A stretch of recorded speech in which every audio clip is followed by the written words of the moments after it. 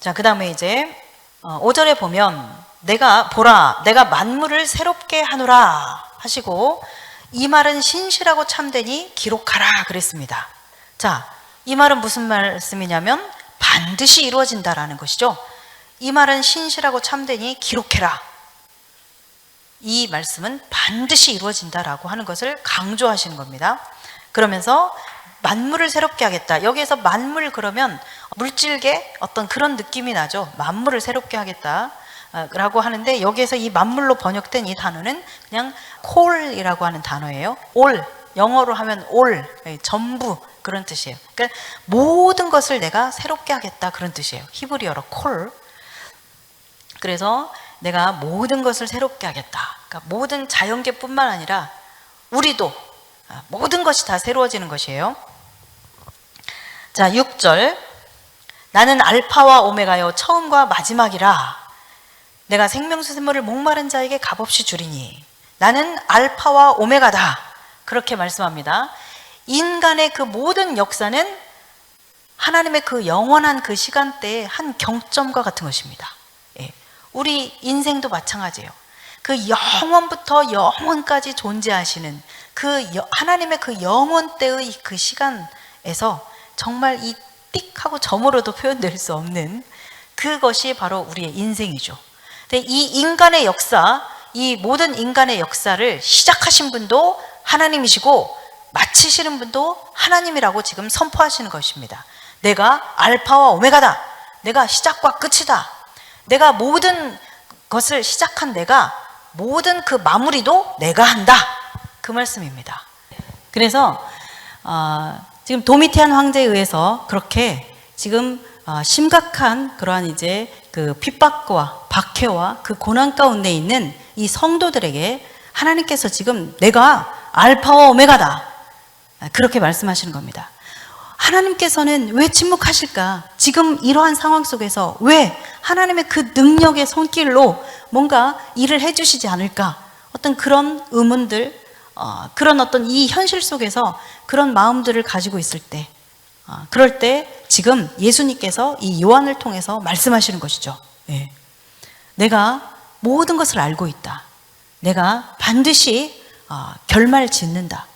라고 그렇게 말씀하시는 겁니다. 이 모든 역사의 주인은 나다. 그러므로 내가 결말 짓겠다. 라고 그렇게 말씀하시는 거죠. 하나님의 그 주권. 지금 도미티안 황제에 의해서 너희가 그렇게 이 박해 가운데 있지만 그러나 여전히 이 모든 것들은 나의 통치권 아래에 있다. 내가 이 모든 것들을 지금 다스리고 있다.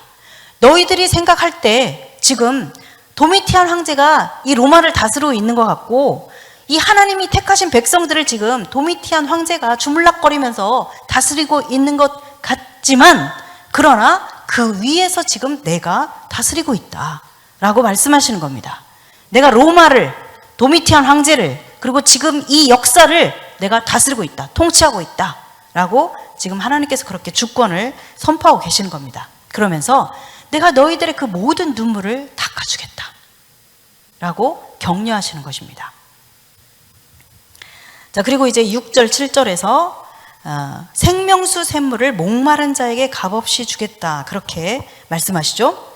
여기 보면 지금 하나님께서 새하늘 새 땅을 이렇게 지으시고 새 예루살렘이 이렇게 쫙 내려오는 이 중요한 때에 우리에게 주어지는 그 상속자인 우리에게 주어지는 것이 뭐냐, 그 상속이 무엇이냐, 그거에 대해서 말씀하시는데 그것이 바로 뭐라고 그러셔요? 생명수 샘물이라고 하는 거죠. 네. 이것도 하나님께서 함께 계신다라고 하는 이것과 좀 비슷해요. 그래서 이 정말 중요한 시점에서 결과적으로 이기는 자, 너희들이 이겨야 된다라고 말씀하셨는데 그 이기는 자에게 내가 이것을 주겠다라고 이렇게 쭉 말씀하시는데 여기 이 결정적인 순간에 하나님께서 이기는 자에게 이것들을 상속으로 받으리라 라고 말씀하셨어요. 이것들이 뭐예요? 앞에서 말하고 있는 생명수 샘물이죠.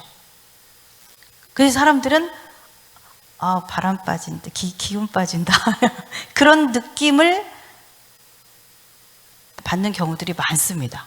생명수 샘물. 우리가 열심히 이 땅에서 믿음을 지키면서 이렇게 이기는 자로서 딱 갔는데 우리에게 주어지는 것이 생명수 샘물이다. 영생이다. 영생이죠. 영생이라는 말이죠. 그럴 때 뭔가 와 감사합니다. 좋다 막 이래야 되는데 그렇구나. 네. 네, 공감되지 않아요? 네, 그렇습니다. 네. 그런데 이 영원한 생명수, 샘물, 이 영원한 물, 생명수, 이것이 가장 중요한 것입니다. 네. 영생이죠. 예수 그리스도죠. 이것이 가장 중요한 것이죠. 내가 생명수 샘물을 목마른 자에게 값없이 주리니 목마른 자가 돼야 됩니다. 주님께서 지금 여기에서 그렇게 말씀하셨는데 목마른 자에게 값없이 주겠다라고 말씀하셨어요. 이것은 어떤 자에게 주어지느냐? 목마른 자에게 주어집니다. 이 며칠 동안 물을 한 모금도 마시지 못한 사람이 1,000원이 있다. 그리고 그냥 평상시에 좀 전에도 물 마셨어.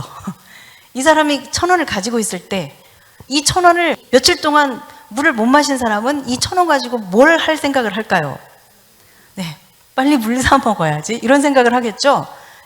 목마른 자가 그것을 찾게 됩니다. 우리가 우리가 이제 살아가면서 내가 지금 무엇에 목마른가, 그것이 나의 삶을 만들어 갑니다. 그래서 내가 목마른 것을 향해서 움직이게 돼 있어요. 내가 목마른 그것을 좀 마시기 위해서, 그것을 갖기 위해서 우리가 살아가게 됩니다.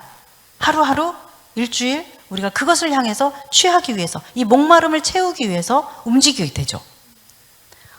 여러분들이 정말 무엇을 향해서 목마른가, 이것을 생각할 필요가 있습니다. 네. 주님께서 그렇게 말씀하십니다. 목마른 자에게 이것을 주시겠다라고 말씀하십니다. 여러분들이 이 생명수 샘물에 목마른 자들이 될 수 있기를 바랍니다. 성도가 우리가 왜 이 믿음의 싸움을 싸워야 됩니까? 영생을 얻기 위함 아니에요? 그렇지 않습니까? 우리가 왜 이렇게 믿음의 싸움을 싸우면서 끝까지 이런 영적 전쟁을 치르면서 이기는 자가 되라고 하시는 주님의 그 음성을 들으며 우리가 신앙생활을 합니까? 영생을 얻기 위함이잖아요. 영생을 얻기 위함이거든요.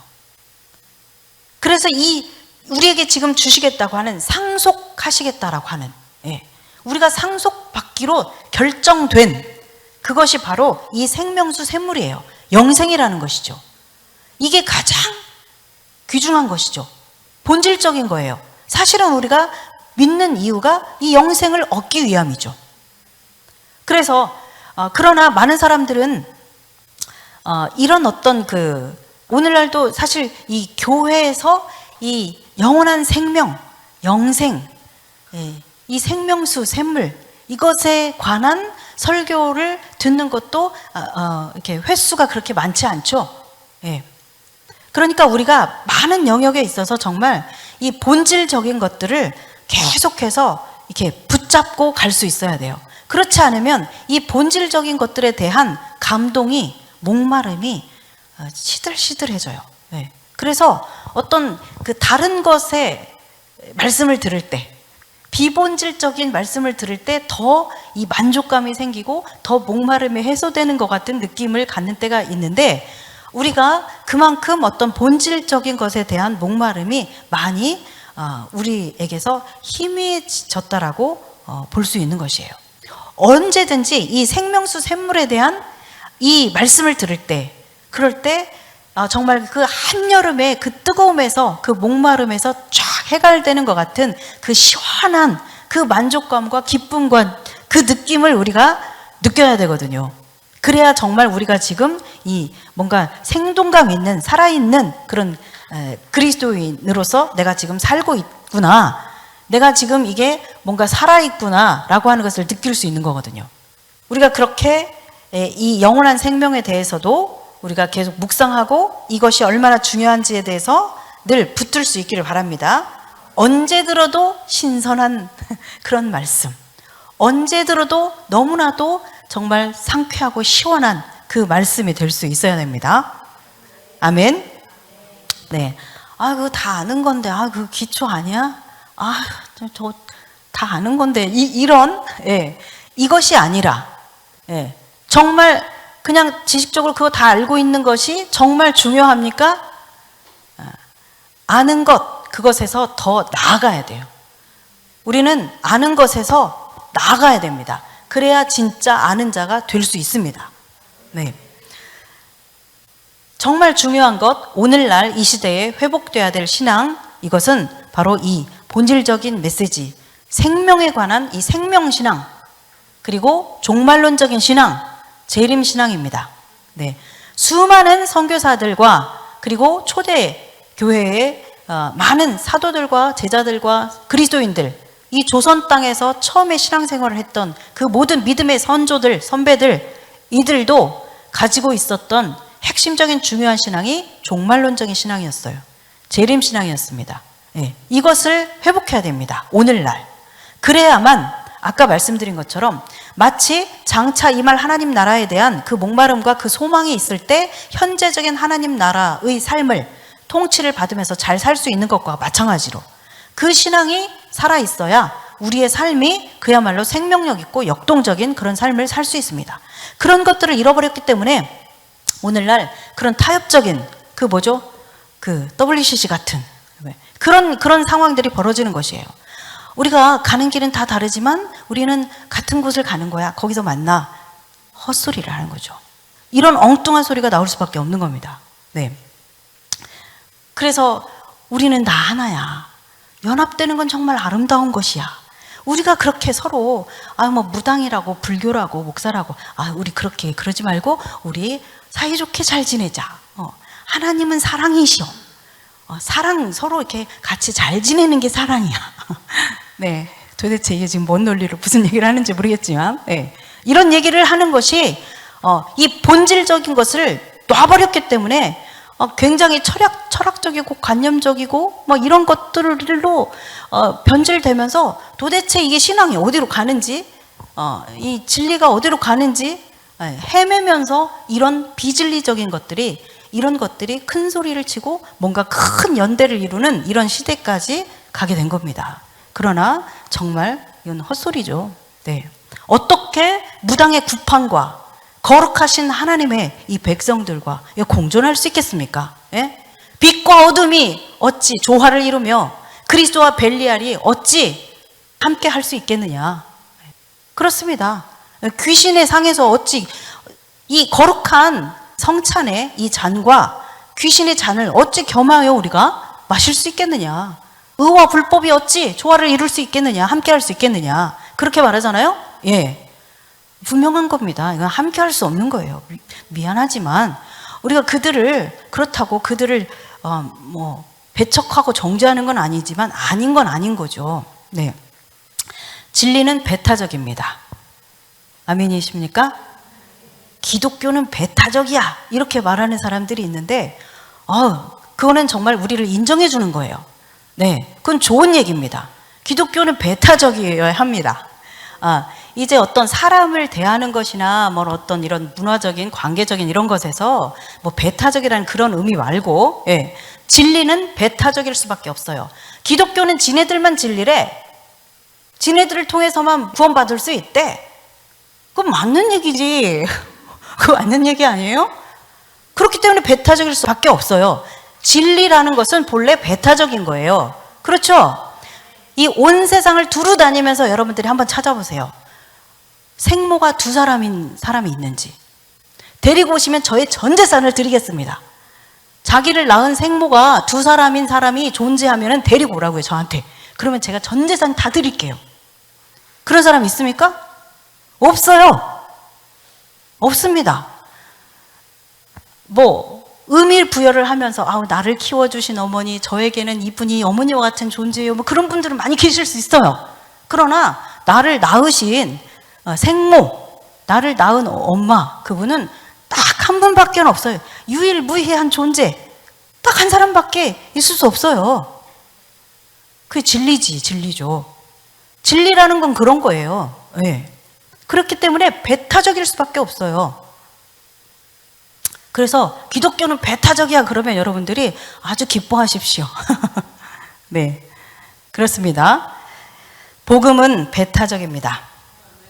아무리 대단한 논리 철학으로 얘기를 해도 타협될 수 없어요. 솔로몬의 그 아기 그 있잖아요. 내 얘기예요. 아니에요, 제 얘기예요. 이러면서. 네. 그렇지만 이 말은 무슨 말이에요? 둘 중에 하나는 가짜란 얘기잖아요. 네. 진짜는 하나밖에 없는 거죠. 네. 그게 바로 복음의 배타성입니다. 네.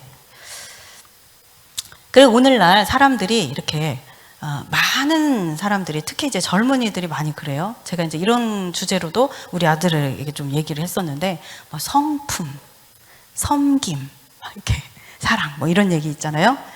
윤리적인 거, 어떤 실천적인 삶 이런 것들에 대해서 이제 많이 그것이 중요한 것을 이야기하고 그런 이야기들을 많이 합니다. 그 중요성을 이야기를 하는데 사실 이런 것들은 이 본질에서 흘러나오는 것이에요. 네.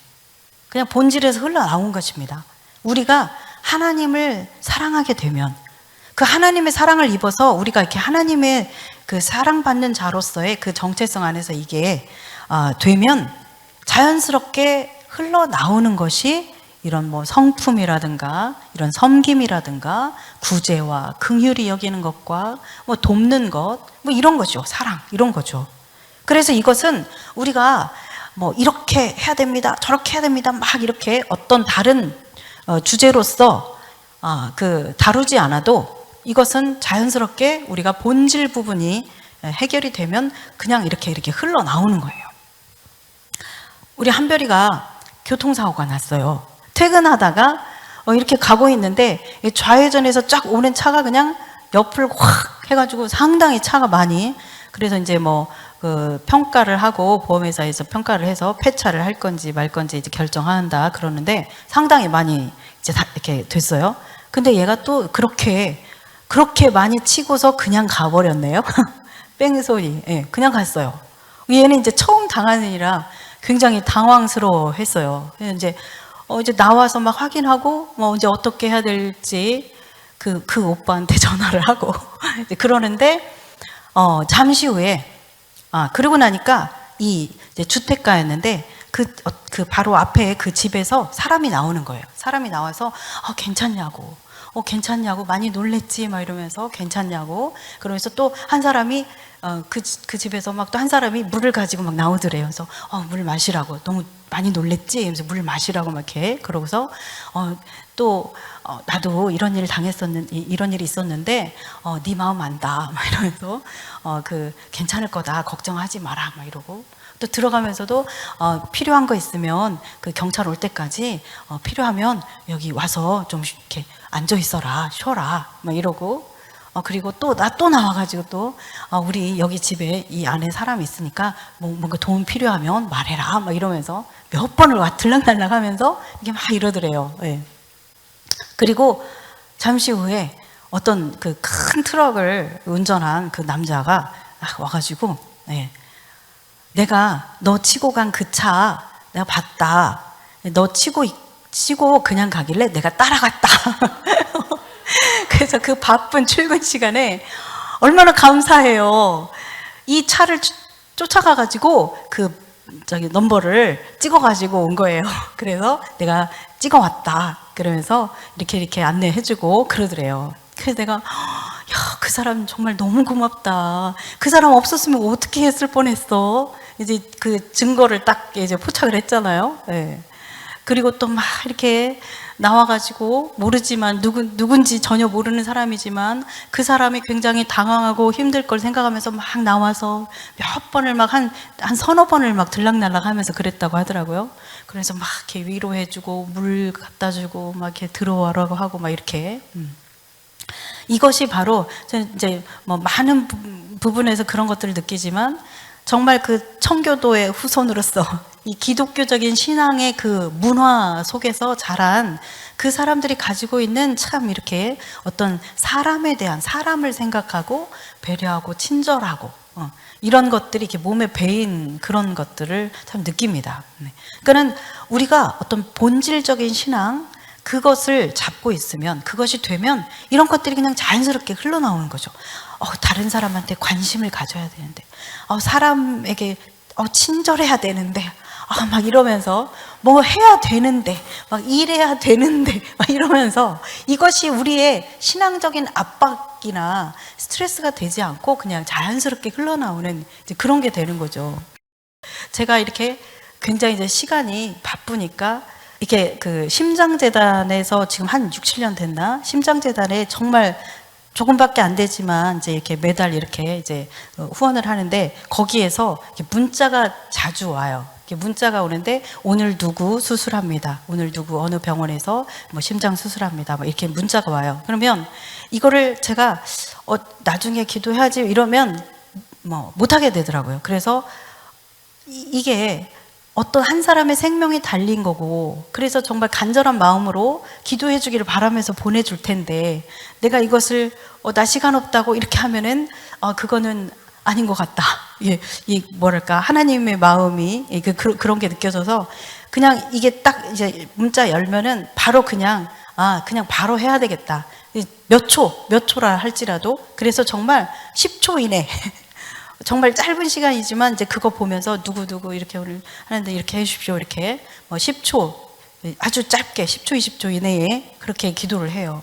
그리고 뭐 그러다가 정말 어떤 사람이 지금 수술 중이다가 위급하다 그러면서 급하게 문자가 오면, 그때는 좀 막 30초 막 이제 방언으로 기도하면서 이렇게 하면서, 그러면서 저도 기도의 빚을 많이 진 사람이거든요. 우리 모두가 사람들에게 기도의 빚을 지고 사랑의 빚을 진 사람들이잖아요. 예. 그래서 이런 것들이 그냥 지나가지지 않아요. 그래서 이렇게 막 이제 보면서 짧은 시간이라도 그래도 그렇게 여러 사람이, 이 사람 저 사람이 그 사람을 위해서 정말 중보하고 기도하고, 그것이 얼마나 정말 소중한 겁니까?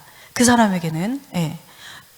저는 제가 위급한 그런 상황 가운데 있는 그 입장을 경험해 봤기 때문에 정말 이 간절함이 있죠. 누군가가 그래, 나를 위해서 지금 누군가가 기도하고 있어 라고 하는 그것이 굉장히 큰 위로가 되고 힘이 되거든요. 네, 그렇습니다. 그런데 이 모든 것들, 정말 내가 누군가를 위해서 친절을 베풀고 사랑하고, 그리고 나의 어떤 시간이나 뭔가를 에너지를 투자하고, 이런 것들, 이 모든 것들이 그냥 우리 삶에서 이 본질적인 것이 이렇게 충만해질수록 그냥 흘러나오는 그런 것인 거죠. 그러나 오늘날 많은 경우에 이 본질은, 일단 그 본질은 이렇게 놔두고, 너무 이런 그냥 이렇게 본질이 해결되면 흘러나올 수 있는 이걸 가지고 막 붙들고, 너무 이것들을 이제 이렇게 비본질이라고 할 수는 없지만, 사실 그래요. 이건 비본질이라고 할 수는 없는 거예요. 사실 뭐 성품이나 섬김이나 이런 구제나 뭐 이런 것들이. 그러나 이것은 본질에서 그냥 흘러나오는 그런 것이죠.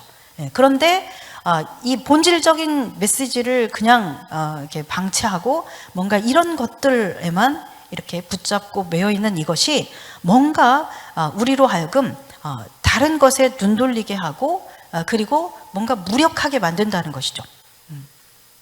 신앙의 야성을 잃어버리게 만듭니다.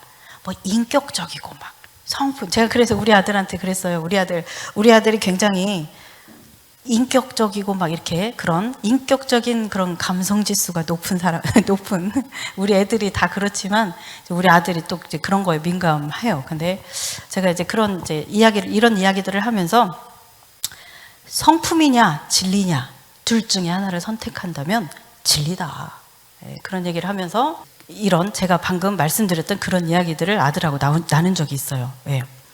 그래서 우리가 이제 너무 이렇게 그런 인격이라든가 성품, 섬김 막 이런 것들이 크게 강조되는 그런 상황 속에서, 이제 그런 가르침 속에서 오다 보니까 뭐 굉장히 이렇게 겉으로의 그 부드러움, 뭐 부드럽고 뭐 이렇게 이런 것들에 우리가 어떤 방향성이나 비중을 두다 보니까 정말 강하고 담대한 그런 영적 전쟁을 하고 막 이런 야성, 정말 그 우리 신앙의 선조들이 가졌던 그런 그 야성을 많이 상실해 버렸습니다. 막 부르짖고 기도하고 선포하고 말씀 붙잡고 막 이런 그리고 영적 전쟁하고 막 이런 거.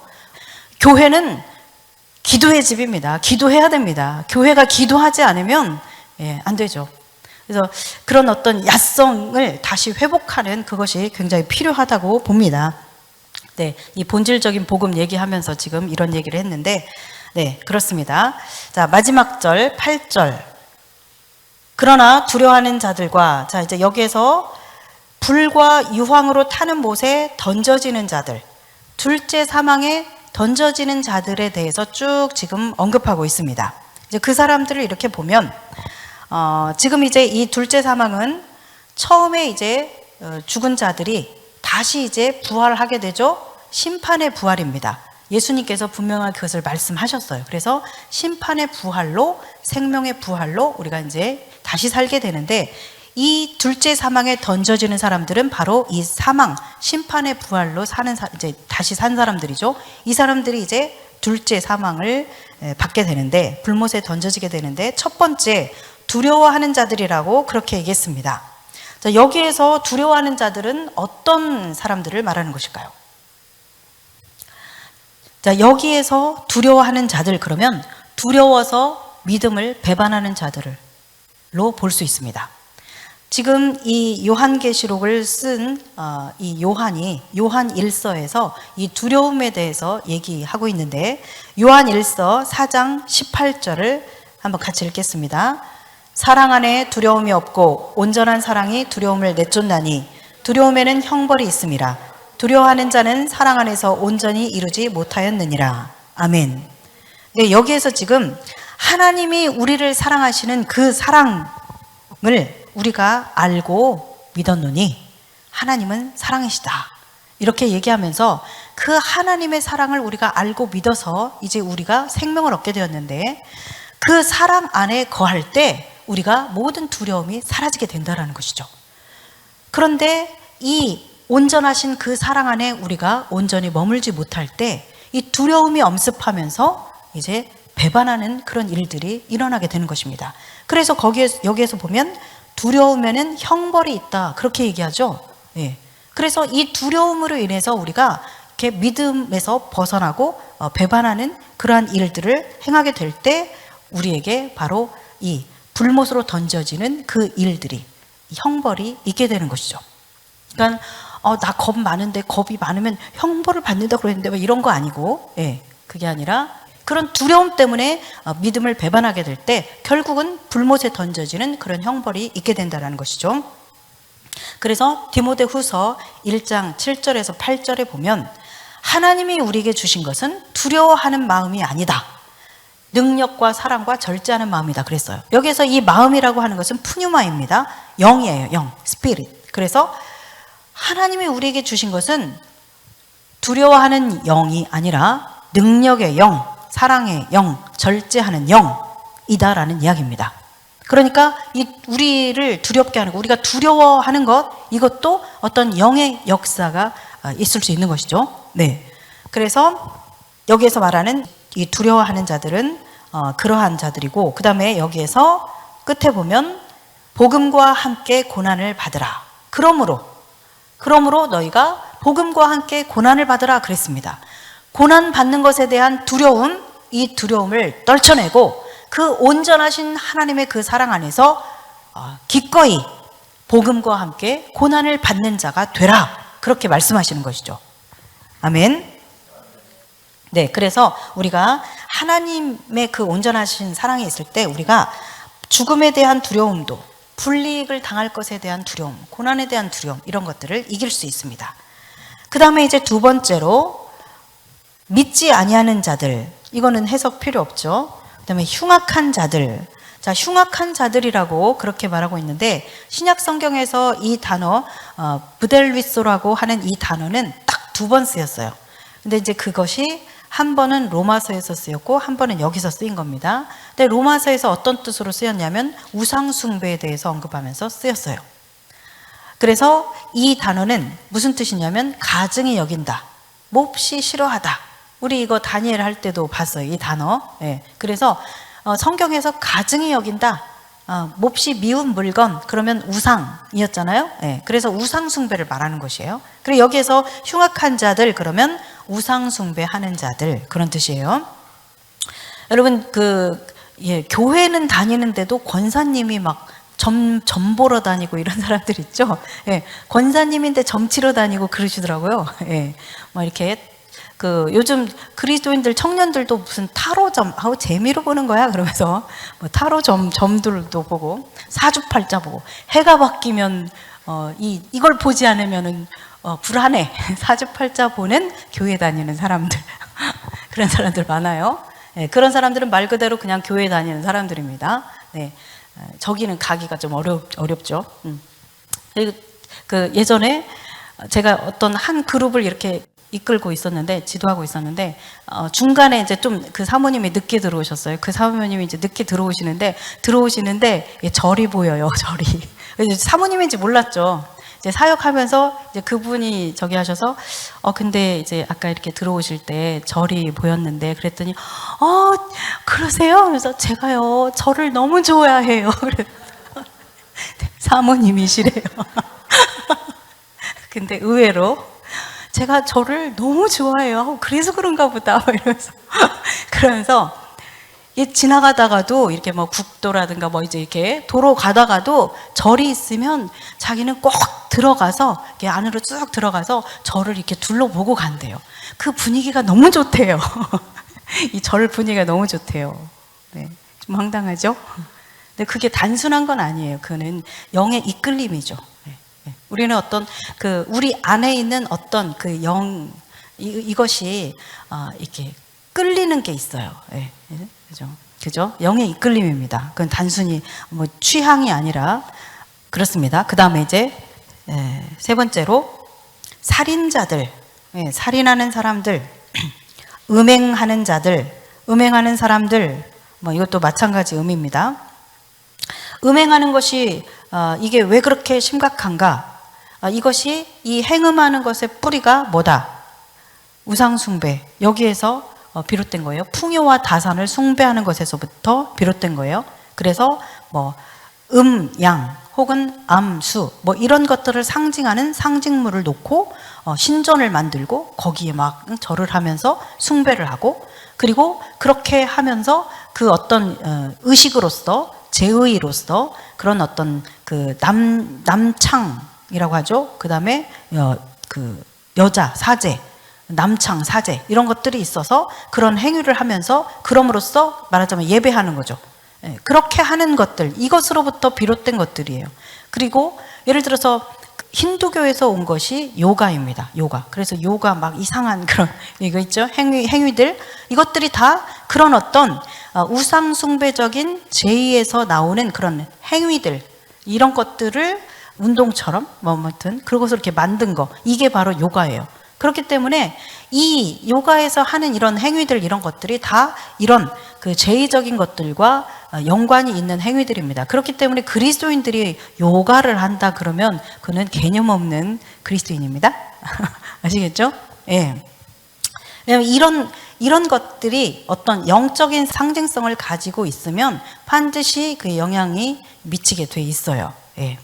그래서 이 아주 옛날부터 이런 정말 원시적인 그런 발굴된 것들에서도 보면 저기 구석기 시대 아주 원시적인 그때부터 빌렌도르프의 비너스상이라고 이름을 붙인 진흙 같은 걸로 만든 이런 여신 모습, 여자의 모습을 이렇게, 그리고 우리가 알고 있는 라헬이 가지고 있던 드라빔 같은 거, 그런 것도 그런 신상이죠. 뭐 이런 것들을 만들어서 항상 이렇게 말하자면 풍요, 가축도 우리가 잘 살기 위해서는 가축이 새끼를 많이 낳아야 돼. 그리고 또 잘 살기 위해서는 또 곡식도 열매를 많이 맺어야 돼. 그러니까 어떤 이런 것에서 오는 풍요와 다산의 그런 어떤 안녕을 비는 그런 것에서 비롯된 그런 많은 우상 숭배들을 행하게 되는 것이죠. 그래서 이런 흐름을 받은 것이 오늘날 이 시대에 그렇게 지금 뭐랄까 문제가 되고 있는 성숭배적인 그런 삶입니다. 그러니까 이런 것은 저기 그 근본 뿌리가 이 풍요와 다산을 추구하는 우상 숭배와 그 잡신의 어떤 그 제의적인 그런 것에서 비롯된 것이 바로 이 성문화, 이 타락한 성문화입니다. 그렇기 때문에 이런 것들에 그리스도인이라면 이런 것들, 이런 문화에 대해서 자연스럽게 내 안에 성령이 거하시고 내가 아까 그 말씀드린 그 본질적인 것, 이것이 해결이 돼 있으면 내 안에 내가 그런 사람이 돼 있으면 자연스럽게 딱 거부감이 들어요. 싫죠. 네. 예전에 어떤 청년인가가 저한테 그런 질문을 했어요. 그 제사 음식 먹는 거 그거에 대해서 어떻게 해야 돼요? 뭐 이렇게 이제 그런 질문을 한 적이 있는데 제가 그때 그런 대답을 했습니다. 나는 그 이렇게 제사 음식 그러면 그 이렇게 그 말만 들어도 그 이렇게 생각만 해도 이렇게 좀 이렇게 구역질 나는 듯한 그런 느낌이 있다. 싫더라. 예. 그런 이야기를 한 적이 있거든요. 예. 그러니까는 내가 사단으로부터 온 것, 어두움의 영에 속한 것, 이런 것은 내 안에 빛이 거하면 그냥 자연스럽게 그거 싫다. 이렇게 딱 거부감이 드는 게 자연스러운 거예요. 우리가 어떤 이제 뭐 율법주의, 사실 사람들이 보통 율법주의라고 사용하는 그 단어가 잘못된 의미로 사용이 되는 때가 많은데 어떤 그런 뭐 이제 율법주의적인 먹어야 되냐 말아야 되냐 이건 먹으라고 먹지 말라고 그랬으니까 안 먹어야 되고 이런 것을 초월해서 그죠? 이런 걸 초월해서 그냥 이 본질적인 부분이 되면 자연스럽게 그러니까 모든 것들은 이런 원리인 거죠. 그래서 내 안에 성령이 거하시고 내가 하나님의 백성의 그 거룩한 구별된 하나님께 드려진 그런 사람으로서의 그 거룩한 그런 그 정체성 안에 있으면 어떤 그런 것들이 귀신에 속한 것들, 어둠에 속한 것들이 그냥 이렇게 자연스럽게 싫어지고 거부되어지는 것이죠. 그렇기 때문에 이 청년들에게 주로 말을 했는데 정결한 삶을 사는 거, 거룩하고 순결한 삶을 사는 거, 이것은 우리가 바른 신앙 안에 딱 정착돼 있으면 아주 쉬운 거예요. 이거는 뭐 노력할 필요가 없어요. 애쓸 필요가 없는 거예요. 그냥 싫어요. 그런 것. 아멘이십니까? 네. 자, 그리고 이제 마지막입니다. 음행하는 자들, 점술가들, 점술하는 자들, 행위적인 거, 우상숭배자들, 쉬운 거죠. 거짓말하는 모든 자들. 자, 거짓말하는 자들입니다. 사도 요한이 이제 이 요한계시록을 쓴 사도 요한이 또 요한 1서에서 이 거짓말하는 자들에 대해서 이야기하고 있습니다. 자, 요한이 말한 거짓말하는 자 한번 읽어보겠습니다. 그를 아노라 하고 그의 계명을 지키지 않은 자는 거짓말하는 자요 진리가 그 속에 있지 아니하되. 읽습니다. 거짓말하는 자가 누구냐? 예수께서 그리스도이심을 부인하는 자가 아니냐. 아멘. 네. 여기 사도 요한이 거짓말하는 자에 대해서 요한 1서에서 기록하고 있는 것을 보면 하나님의 그 말씀을 나는 하나님을 아는 자다. 나는 하나님의 사람이다. 라고 하면서도 그 하나님의 말씀을 지키지 않고 사는 사람. 그리고 또 예수께서 그리스도이심을 부인하는 자라고 그렇게 얘기합니다.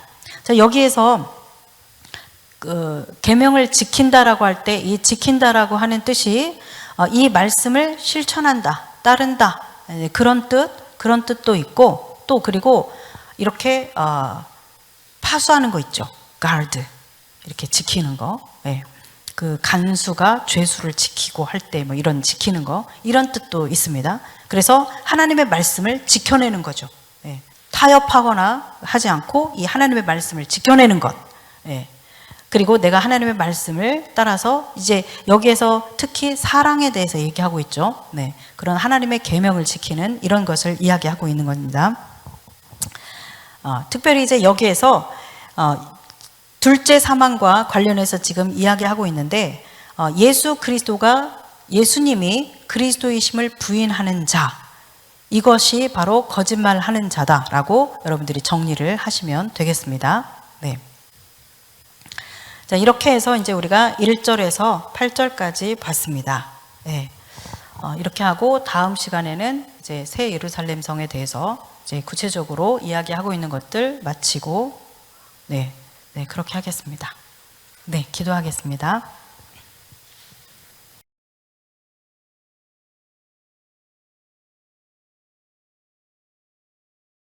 왕의 정원 미니스트리의 사역을 소개합니다.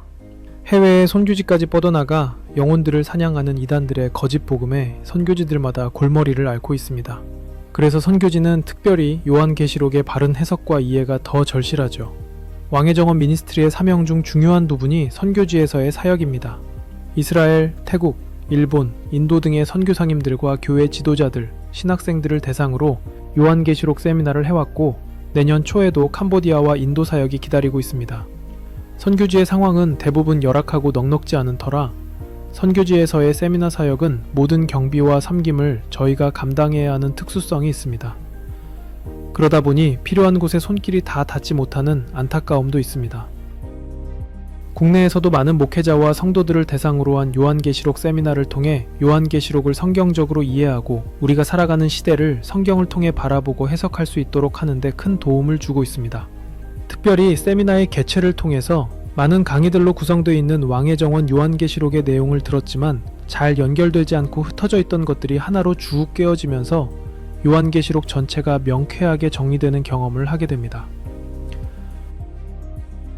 마지막 시대의 주인공이요 마지막 주자가 될 다음 세대들에게 예수 그리스도의 계시의 말씀을 전수해야 할 사명이 또한 우리에게 있습니다. 최근 기도 중에 요한계시록의 말씀을 다음 세대에 전수하라고 하신 성령의 감동을 따라 주님께서 이끄시는 대로 나아가고자 합니다. 마지막 주자들, 내 백성아 거기서 나오라 두 권의 책에 대한 번역과 출판 사역이 있습니다. 몽골에서 찾아오신 선교사님들의 요청으로 시작된 몽골어 번역도 감수까지 마쳐진 상태이고 영어 번역 작업도 이미 마쳐져 교정 과정 중에 있습니다. 앞으로도 하나님의 이끄심을 잘 쫓아가며 필요에 따른 언어들로 출판 번역 작업이 진행될 수 있도록 기도해 주십시오.